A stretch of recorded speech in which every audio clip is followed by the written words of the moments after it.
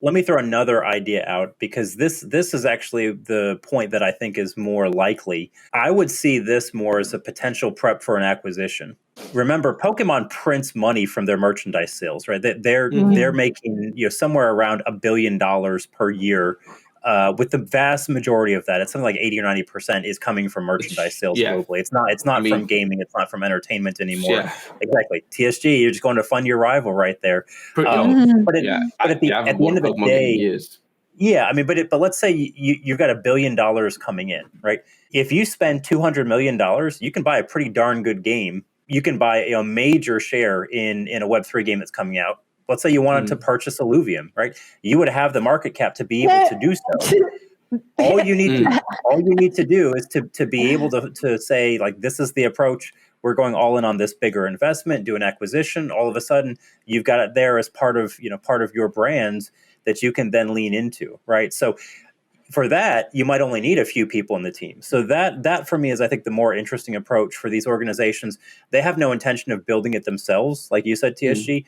They're looking to see, okay, what's going to be the next winner in the market, and how do we want to position ourselves to be able to potentially come in and acquire or merge with that company, basically apply our marketing, apply our brand and our IP in some interesting ways into it, but basically use that as a stepping stone to basically skip an entire development life cycle by just acquiring the talent and the IP from an existing Web3 company.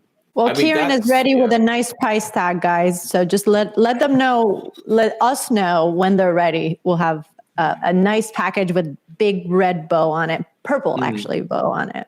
I think that would be interesting, man. The acquisition route would be very, very interesting, because I think they'll still keep the whole Pokemon thing, and because Pokemon is as a company, as an IP, like they can start to acquire their competitors that are actually taking market share. So yeah, that could be a very real thing that they're thinking. And they can still run both. They can still run Pokemon for the Pokemon diehards. They can still run the other for whatever it's taking now. Fair call. This is not something I thought about. Both of you guys, I mean, what you both said makes more sense than having to create a whole Web3 game, either acquisition or NFT collectibles. I don't know how much of their entertainment they're going to keep, but those, you guys hit it right on the nail. Yeah.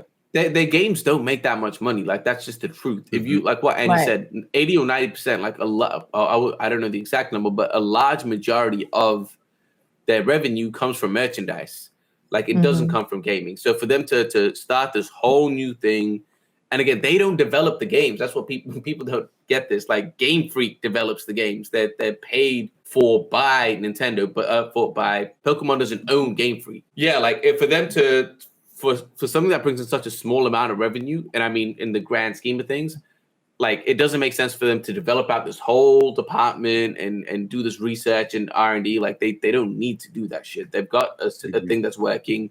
They've been selling crazy amounts this entire time. Every Pokemon game that comes out, even though the community and the public is shitting on it and giving like wild critiques, they're selling more and more every single time. They're generating more and more revenue off these games as they're getting worse every time. They're not out here being like, yo, let's do some R&D.